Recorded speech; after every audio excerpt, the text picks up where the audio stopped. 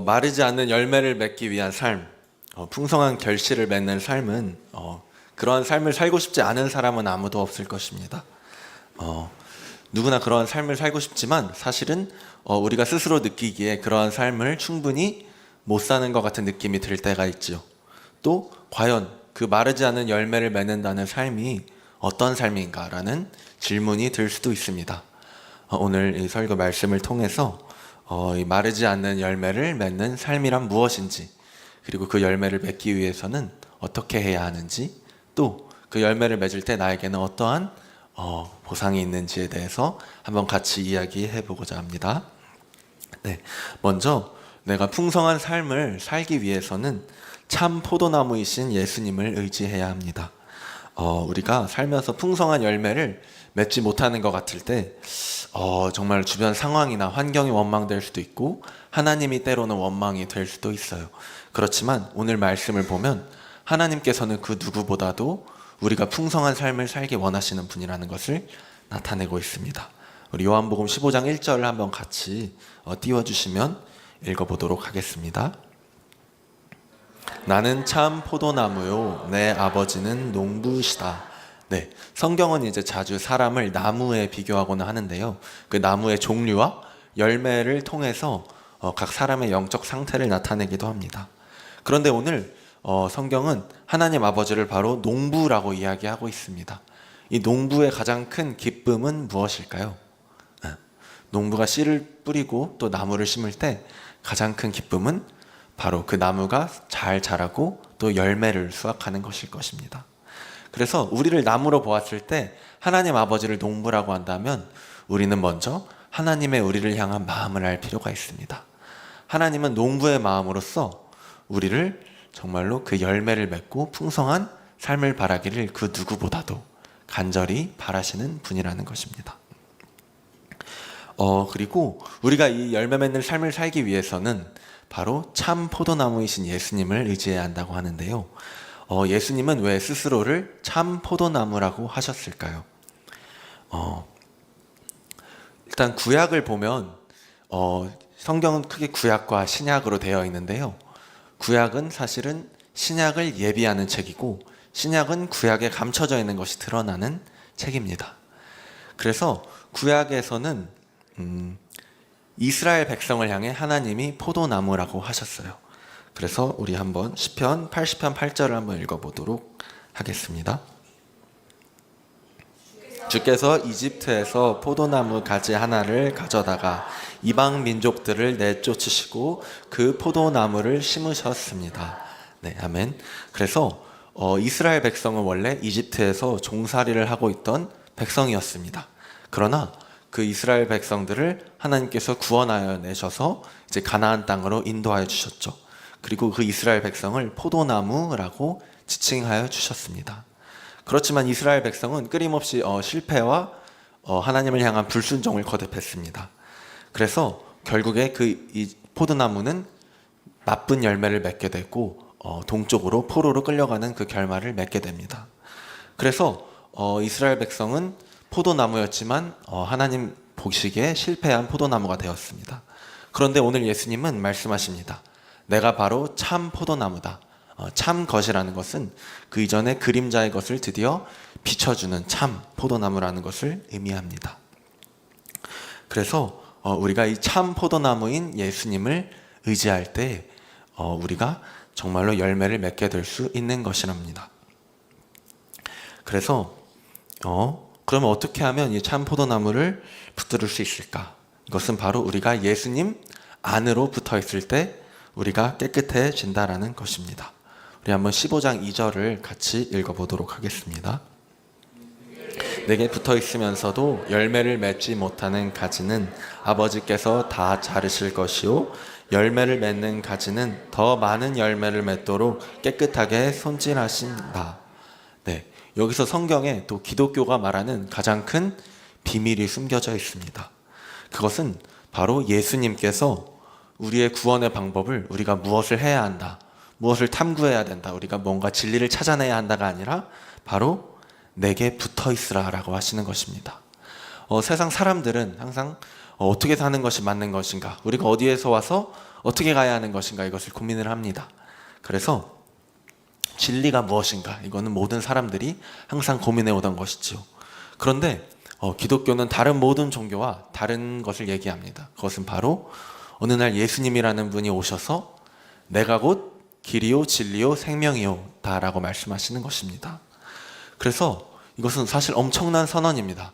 여러분, 만약에 오늘 누군가가 어떤 사람이 나타나서 갑자기 내가 바로 진리다, 내가 바로 생명이다, 너희가 영생을 얻기 위해서는 나를 믿어라 라고 하면 여러분은 어떤 반응을 보이실 것 같으신가요? 일단 사입이다라고 생각을 할 수도 있겠고, 두 번째는 그럼 증명해봐라 이렇게 얘기를 할 수 있겠죠. 사실은 다른 그 어떤 종교의 창시자들이나 이런 사람들도 내가 바로 진리다라고 얘기하는 사람은 없었습니다.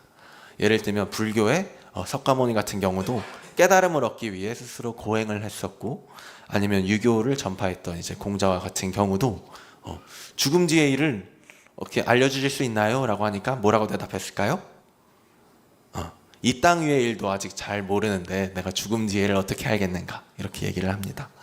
그렇게 우리가 보통 말하는 다른 종교들은 우리가 어떻게 사는 것이 맞는 것인지, 구원을 얻는 것이 무엇인지, 내가 어디서 와서 어디로 가는 것인지 이 진리를 찾는 여정이라고 할 수 있습니다. 그런데 예수님께서는 이야기를 하십니다. 바로 나는 길이요 진리요 생명이다. 내가 참 생명의 떡이다. 나는 선한 목자다. 그리고 이렇게 얘기를 하십니다. 내가 바로 참 포도나무다. 그래서 예수님은 우리가 구원을 얻기 위해서는 바로 예수님을 믿기만 하면 된다라고 얘기하십니다. 이것은 다른 그 어떤 가르침이나 종교와도 비교할 수 없는 유일한 진리라는 것입니다. 그리고 예수님은 그 본인의 그 말씀을 어떻게 증명하셨을까요? 바로 예수님은 부활하심으로, 죽음을 정말 이기고 부활하심으로 이분은 정말 하나님이 인간이 되셨다는 것을 증명하셨다라는 것입니다. 그래서 예수님 안으로 붙어있기만 하면 된다는 것, 우리가 진리가 무엇인지 스스로 찾는 것이 아니라 예수님 안에 붙어있을 때 우리가 생명을 얻는다는 것이 바로 이 기독교만이 줄 수 있는 엄청난 진리라는 것입니다. 그렇다면 예수님은 우리가 어떠한 열매를 맺기를 바라실까요? 예수님이 바라는 열매는 성경에 잘 써 있는데요. 우리가 피해야 할 열매들과 맺어야 할 열매들에 대해서 성경은 이야기하고 있습니다. 우리 갈라디아서 5장 19절부터 24절까지를 한번 같이 읽어보도록 하겠습니다. 육체의 일들은 명백합니다.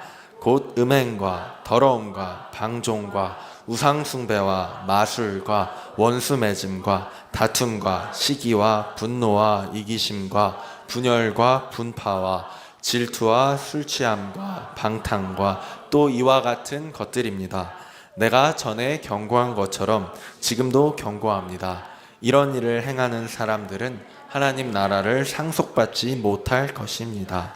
그러나 성령의 열매는 사랑과 기쁨과 화평과 오래 참음과 친절과 선함과 신실함과 온유와 절제입니다. 이런 것들을 금지할 율법은 없습니다. 그리스도 예수께 속한 사람들은 육체와 함께 그 정욕과 욕망을 십자가에 못 박았습니다. 네, 아멘.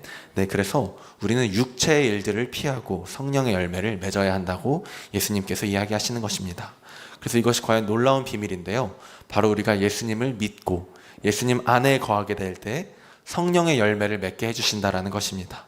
사랑과 기쁨, 화평, 오래 참음, 친절, 선함과 신실함과 온유와 절제를 맺게 해주신다라는 것이죠. 그리고 성경에서 말하는 것은 바로 이것을 행하는 것이 우리 자신이 아니라 우리 안에 계신 예수님이라는 것을 이야기하는 것입니다.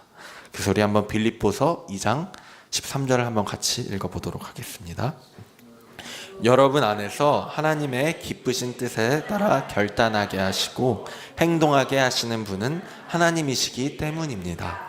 아멘. 그래서 성경이 말하고자 하는 것은 우리가 정말로 선한 일을 스스로 행할 수 없지만 예수님께서 오셔서 우리 안에 들어오실 때 우리 안에서 예수님이 일을 하신다라는 것입니다. 그래서 그것으로 말미암아 우리가 성령의 열매를 맺도록 우리를 인도해 주신다는 것입니다. 그렇지만 우리는 때때로 사실은 많은 경우에 이 성령의 열매를 맺기보다는 육체의 열매를 맺고 그것으로 말미암아 고통하는 경우들이 너무나 많습니다. 왜냐? 바로 우리 안에 있는 죄성 때문인데요. 그래서 하나님께서는 우리 안에 계속해서 이야기하십니다. 너희가 죄를 버리고 나를 향해 돌아오라고 계속해서 얘기하십니다. 그리하면 내가 너희 안에 들어가고 너희가 내 안에 들어와서 우리는 함께 먹고 더불어 함께 할 것이라고 이야기하시는 것입니다. 그래서 한번 우리 요한계시록 3장 19절부터 20절을 한번 보도록 하겠습니다. 같이 읽어볼게요. 나는 내가 사랑하는 사람들마다 책망하고 징계한다. 그러므로 너는 열성을 내고 회개하여라. 보라, 내가 문 앞에 서서 두드리니 누구든지 내 음성을 듣고 문을 열면 내가 들어가서 그와 함께 먹고 그는 나와 함께 먹을 것이다. 네, 우리가 예수님을 믿으면 가끔씩은 이렇게 생각할 때가 있어요. 내가 이제 예수를 믿으니까 나는 모든 좋은 열매를 맺겠지. 바로 이 땅에서 내가 잘 되고 정말 형통하겠지라고 생각할 수 있지만, 사실 하나님께서 진정 우리에게 바라시는 것은 물론 우리가 행복하고 잘 되기를 바라시지만, 하나님은 우리 안에 정말로 그 성령의 열매를 맺기를 원하십니다. 그렇지만 우리 안에 그 성령의 열매와 반대되는 그 품성이 있기 때문에 때때로 하나님은 우리에게 오히려 예수님을 믿고 나서 고난을 허락하실 때가 있습니다. 우리가 살면서 정말 이해할 수 없는 일을 맞닥뜨릴 수가 있고 또 고난을 오히려 겪을 수가 있습니다. 그래서 어떤 사람들은 얘기합니다. 내가 예수를 믿었더니 오히려 내 인생이 꼬이는 것 같아. 내 인생이 안 풀리는 것 같아. 하는 일들을 할 때가 있어요. 그렇지만 하나님의 관점에서 궁극적으로 우리는 하나님의 그것을 함부로 판단할 수는 없지만, 하나님은 궁극적으로 우리 안에 성령의 열매를 맺히시기를 원합니다. 그래서 그 고난과 이것을 통해서 우리가 함부로 판단할 수 없지만 때때로 우리는 이것을 통해 우리 자신을 돌아보게 되는 계기가 되기도 합니다. 고난을 통해서 우리 자신을 돌아보게 되고 우리 안에 부족한 것, 또한 때로는 우리가 남들에게 잘못한 것을 돌아보게 되고 그것으로 말미암아 우리 안에 회개의 역사가 일어나게 됩니다. 그래서 다윗은 시편에서 보면 내가 그 이전에는 내 마음대로 행동하고 주의 법도대로 행동하지 않았으나 고난을 통하여 내가 하나님의 율례를 지키게 되었다라고 말하기도 합니다. 그래서 하나님이 결국 우리에게 때때로 고난을 허락하시고 욥에게도 고난을 허락하셨지만 결국 우리에게 주고자 하시는 것은 바로 함께하는 것이라는 것입니다. 하나님이 우리 안에 들어오시고 내가 예수님 안에 들어가서 함께하는 그 예수님과 함께하는 삶을 진정 하나님은 원하신다라는 것입니다. 그렇다면 우리 안에 이 회개의 능력과 하나님의 말씀대로 살려면 어떻게 해야 할까요? 이것을 우리는 요한복음 15장 3절에서 이야기하고 있는데요. 3절 4절을 우리 한번 같이 읽어보도록 하겠습니다. 너희는 내가 너희에게 말한 그 말로 인해 이미 깨끗해졌다. 내 안에 머물러 있으라. 그러면 나도 너희 안에 머물러 있을 것이다. 가지가 포도나무에 붙어있지 않으면 스스로 열매를 맺지 못하는 것처럼 너희도 내 안에 있지 않으면 열매를 맺을 수 없다. 아멘. 예수님은 예수님 자체를 통해서 우리가 깨끗해졌다라고 합니다. 그리고 우리가 계속해서 성령의 열매를 맺도록 하기 위해 바로 내 안에 머물러 있으라라고 하십니다. 너희가 너희 힘대로 무엇을 행해라, 뭘 해라가 아니라 내 안에 머물러 있으라라고 하십니다. 그러면 나도 너희 안에 머물러 있겠다라고 이야기를 해주시는 것입니다. 내 안에 머물러 있으려면 어떻게 해야 될까요? 우리가 좋아하는 사람과 머물러 있다라는 것은 무엇입니까? 우리가 무엇을 함께 한다라는 것을 이야기할까요? 바로 시간을 함께 보내는 것을 의미합니다. 그래서 우리가 정말 말씀대로 살기 위하고 또 주님의 그 열매를 맺기 위해서는 필수적인 것이 바로 예수님과 함께하는 시간을 만드는 것입니다. 우리가 함께하는 시간을 보내야 그분과 대화를 하고 그분의 성품이 우리 안에 나타날 수가 있다라는 것입니다. 그래서 가장 대표적으로 하나님과 시간을 보내는 것으로는 두 가지가 있는데요. 바로 말씀과 기도입니다. 그래서 디모데전서 4장 5절에는 우리에게 특별히 이것을 분명하게 얘기해 주고 있는데요. 한번 같이 읽어보도록 하겠습니다. 그것은 하나님의 말씀과 기도로 거룩해진다. 아멘. 네, 하나님의 말씀을 통해서 또한 하나님과 드리는 기도로 우리가 거룩해진다라는 것입니다. 이 하나님과 함께하는 시간을 통해 우리가 그 안에 거하는 그 기쁨과 주님이 우리 안에 거할 때 그 친밀한 기쁨을 누릴 수 있다라는 것입니다. 그래서 이 시편 1편에서는 이 기쁨에 대해서 시편이 이야기하고 있는데요. 우리 한번 시편 1편 3절을 한번 보고 같이 읽어보도록 하겠습니다. 그는 시냇가에 심은 나무가 계절에 따라 열매를 맺고 그 잎이 시들지 않는 것처럼 하는 일마다 모두 잘 되리라. 아멘. 네. 그래서 하나님께서는 우리 나무가 정말 잘 되는 비결에 대해서 이 시편에서 숨겨 놓으셨는데요. 그것은 바로 시냇가에 심긴 나무가 좋은 열매를 맺는다라는 것입니다. 나무가 스스로 어떻게 하든지 할 수 없지만 정말로 좋은 시냇가, 그 끊임없는 물이 흐르는 그 시냇가에 심길 때 계절에 따라 알맞는 열매를 맺게 된다라는 것입니다. 그리고 그 잎이 시들지 않게 되며 어떤 일을 할 때마다 모두 잘 되는 그 놀라운 역사가 일어난다라는 것이죠. 그렇다면 이 우리 성경에서 말하는 우리가 심겨야 할 시냇가는 무엇인가요? 이것을 시편에서는 미리 예비하여 놓았는데요. 이 시편 2편을 우리 한번 12절을 같이 읽어보도록 하겠습니다.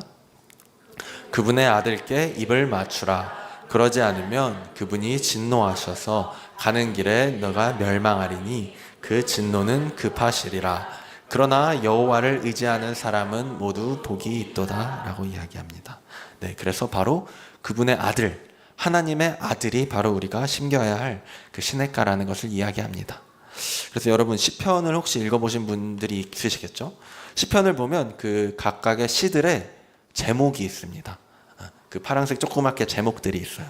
그런데 시편에서 때때로는 이제 여러 개의 시편이 하나의 시로 묶여서 그 표제들이 있는 경우들이 있는데 유일하게 시편 전체에서 표제가 없는 시편이 2개가 있습니다. 그게 혹시 시편 몇 편과 몇 편일까요? 정답은 시편 1편과 2편입니다. 네. 시편 1편, 이제 성경을 펴보면 알겠지만 유일하게 시편 1편과 2편에 그 표제가 없습니다. 그래서 왜 그럴까요? 그것은 바로 성경의 시편 1편과 2편이 바로 나머지 모든 시편의 표제 역할을 하기 때문입니다. 네. 그래서 시편 1편은 무엇을 얘기합니까? 바로 의인과 악인에 대해 얘기하고 있는데 그 의인은 바로 시냇가에 심기는 나무라는 것입니다. 그때에 따라 아름다운 열매를 맺는 의인에 대해서 이야기하는 것이고 시편 2편은 바로 우리가 심겨야 할 그 시냇가가 누구냐? 그것이 바로 하나님의 아들이라는 것입니다. 그것이 바로 예수님이라는 것이죠. 그래서 아직 구약에서 예수님이 오시지 않았지만 시편의 표제 역할을 하는 1편과 2편을 통해서 우리는 하나님의 말씀대로 살아야 하는데 그 비결은 바로 시냇가에 심기는 것이고 그분은 바로 예수님이다라는 것을 미리 구약이 예언을 하고 있는 것입니다. 이렇게 구약을 통해 신약을 끊임없이 우리는 예언을 하고 있는 것을 알 수 있고 신약에서 마침내 예수님이 오셔서 바로 구약에서 그토록 얘기하던 그 참 포도나무가 바로 나다라고 이야기를 하시는 것입니다. 그래서 구약과 신약은 정말 하나의 그 구원이라는 이야기로 연결이 됩니다. 처음에 인간이 선악과를 따먹어서 하나님과 분리되는 그런 끔찍한 일이 일어나게 되죠. 그로부터 인류는 모두 다 죄로 말미암아 살 수밖에 없었습니다. 그리고 생명나무가 있는 에덴 동산에서 인간은 쫓겨나게 되고 그때부터 고생이 시작되죠. 그러나 하나님은 계속해서 이야기하십니다. 언젠가 그 뱀의 머리를 밟고 너희를 구원할 구원자가 올 것이다 라고 이야기를 하시는 것입니다. 그러나 그 모델로 삼기 위해 세운 이스라엘 백성은 끊임없이 실패하고 실패한 포도나무가 되지만 마침내 참 포도나무이신 예수님이 오셔서 우리를 구원한다라는 것을 이야기하시는 것입니다. 그리고 예수님께 붙어있기만 할 때 우리는 그 열매를 맺게 된다라는 것인데요. 우리가 예수님과 더욱 하나가 될수록 우리는 어떠한 열매를 맺게 되는지 한번 15장 5절을 통해 한번 보도록 하겠습니다. 나는 포도나무요 너희는 가지다. 그가 내 안에 있고 내가 그 안에 있으면 그 사람은 많은 열매를 맺는다. 나를 떠나서는 너희가 아무것도 할 수 없다. 아멘. 네. 우리가 예수님 안에 점점 거하게 되면 우리 안에 어떤 고백이 나오게 되느냐? 바로 많은 열매를 맺는데 우리가 예수님을 떠나서는 아무것도 할 수 없다라는 고백이 나오게 되는 것입니다. 그리고 사람들의 영혼을 살리는 열매를 맺게 되는데요. 이것은 요한복음 7장 38절에 예수님께서 이렇게 이야기하십니다. 누구든지 나를 믿는 사람마다 성경의 말씀대로 생수의 강이 그의 배에서 흘러나올 것이다. 네, 예수님을 믿을 때 그 안에서 생수의 강이 흘러나온다라는 것입니다. 우리는 특별히 각자가 사랑을 갈구합니다. 우리가 정말 사람의 사랑을 찾길 원하고 또 사람의 관심을 받길 원합니다. 그렇지만 사람은 우리의 사랑을 온전히 채워줄 수가 없고, 또한 그 사랑의 갈구를 계속 갈구하다 보면 주변 사람들이 오히려 지칠 때도 있습니다. 그러나 우리가 주님의 사랑을 받을 때, 주님의 사랑을 받으면 그것은 우리를 충만히 채워지게 하며, 또한 우리 안에서 그 사랑이 점차 흘러나오게 된다는 것이죠. 그럼 우리 안에 사랑이 흘러나오면 어떤 일이 일어날까요? 내가 이전에 사랑을 갈구할 때는 나를 좀 부담스러워하던 사람들이 내 안에 하나님의 생명이 흘러나올 때 어느 순간부터 사람들이 이 사람 안에서 생명이 흘러나오네 하고 그 생명을 도리어 찾게 되는 사람이 되는 것입니다. 그러므로 우리가 정말로 사람의 사랑을 갈구하려고 할 때 사람으로부터 그 사랑을 채우는 것이 아니라 예수님께 그 사랑을 찾을 때 도리어 우리는 그 사랑을 베풀 수 있는 자가 되고 그 주는 자가 되어 받는 자보다 더욱 복이 있게 되는 것입니다. 또한 우리가 성령의 열매를 따라서 살 때 우리는 점점 성령께 지배당하는 삶을 살게 됩니다. 그래서 에스겔서의 마지막 때에 보면, 마지막쯤 보면 이제 강물이 성전으로부터 흘러나와 우리를 덮는 그 비유가 있습니다. 그 47장을 보시면 처음에는 강물이 우리의 발목까지만 이렇게 흘러갑니다. 여러분 혹시 강물에 들어가 보신 적이 있으신가요? 이것이 발목이나 무릎 정도까지 차면 우리가 걸을 때 어떨까요? 굉장히 또 힘이 듭니다. 그렇죠? 특히 물길과 반대로 가려고 할 때 굉장히 힘이 듭니다. 그러다가 물길이 허리까지 차면 어떻게 될까요? 매우 이제 거의 엄석달싹할 수 없는 상태가 될 거예요.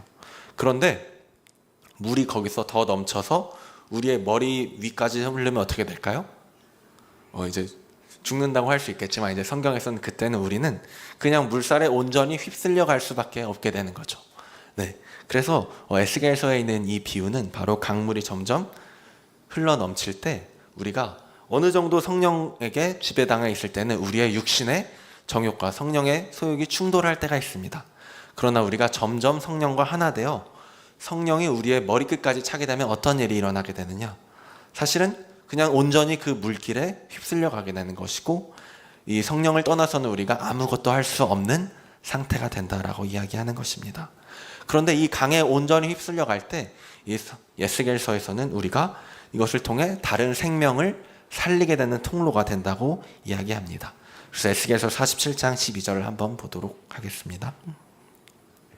네, 갖가지 먹는 열매를 맺는 나무들이 강둑을 따라 양쪽으로 자랄 것이다.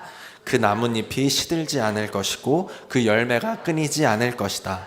달마다 열매가 열릴 것이다. 그 강물이 성소에서부터 흘러나오기 때문이다. 그 열매는 음식이 되고 그 잎사귀들은 약이 될 것이다. 네, 우리가 정말로 예수님과 하나가 되면 무슨 일이 일어나냐면 다른 사람들을 살리는 그 열매가 일어나게 됩니다. 그래서 우리를 통해서 그 예수님의 생수가 전달되게 되고, 이것은 우리 안에 성령의 열매가 충만한 것뿐만이 아니라 다른 영혼들을 살리는 열매를 살게 된다는 것이죠. 그래서 우리가 맺게 되는 이 열매는 이 땅에서 잘 되고 이런 것은 온전히 보장할 수 없지만 우리 안에 성령의 열매가 맺히게 되며 또한 다른 영혼들을 살리는 열매가 일어나게 된다는 것입니다. 그리고 이 열매는 이 땅에서 끝나는 것이 아니라 궁극적으로 바로 영원한 생명의 열매로 맺게 됩니다. 우리 마지막으로 계시록 한번 22장 1절부터 3절을 보도록 하겠습니다.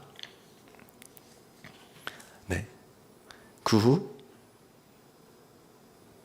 있을까요? 네, 없으면 제가 읽도록 할게요. 그 후 천사는 하나님과 어린 양의 보좌로부터 흘러나오는 수정같이 맑은 생명수 강을 내게 보여주었습니다. 우리가 이제 마침내 다시 천국에 갈 때 하나님의 그 열매가 우리의 강으로 나타나는데요. 그 강물은 도성의 길 한가운데로 흐르고 있고 강 양쪽에 있는 생명나무는 매달 열매를 맺어 12열매를 맺고 나뭇잎들은 나라들을 치료하는 데 쓰입니다. 또 다시는 저주가 없을 것입니다. 하나님과 어린 양의 보좌가 도성에 있고 그의 종들이 하나님을 섬길 것입니다. 네, 그래서 우리가 이 땅에서 하나님의 성령의 열매를 맺을 때 우리가 가장 귀하게 생각할 수 있는 것은 이것이 이 땅에서 끝나는 것이 아니라 바로 영원한 세계인 천국에서 영원한 열매로 이어진다라는 것입니다. 그래서 창세기에서 처음에 우리가 선악과로 말미암아 죄로 타락하고 생명열매에서 분리된 우리가 이 땅에서 예수님을 통해, 참 포도나무인 예수님을 통해 생명 열매를 맺게 될 때, 그것은 성령의 열매를 맺게 되고 다른 사람을 살리는 열매를 넘어서 바로 우리는 영원한 천국에서 그 영원한 열매를 맺으며 살 수 있다는 그 기쁨을 누릴 수 있다는 것입니다. 그래서 우리가 참 포도나무인 예수님을 의지할 때 이 땅에서는 여전히 또 고난과 힘든 일이 있을 수 있겠지만 그 예수님으로 말미암는 열매와 그리고 살리는 삶을 살다가 마침내 그 영원한 천국에서 그 영원한 열매를 누릴 수 있는 삶인 것을 꼭 기억하셨으면 좋겠습니다. 네, 기도하도록 하겠습니다. 생명의 하나님 아버지 감사합니다. 오늘 이렇게 예수님과 함께 들어갈 때 맺는 성령의 열매들에 대해서 나누었습니다. 하나님 아버지, 우리가 예수님 안에 그 열매를 맺게 될 때 성령의 열매, 곧 사랑과 오래 참음과 모든 주님의 귀한 것을 누리는 삶을 살게 하여 주시옵고, 또한 우리를 통해서 예수님의 생명이 흘러나가는 우리 한마음 성도님들 한 분 한 분 되게 하여 주시옵소서. 또한 마침내 우리가 정말로 한 명 한 명이 천국 가는 그 날에 그곳에서 주님이 주시는 영원한 생명나무와 그 영원한 성령의 열매를 충만히 누리는 한마음 성도님들 한 분 한 분 되게 붙들어 주시옵소서. 예수님의 이름으로 기도드립니다. 아멘.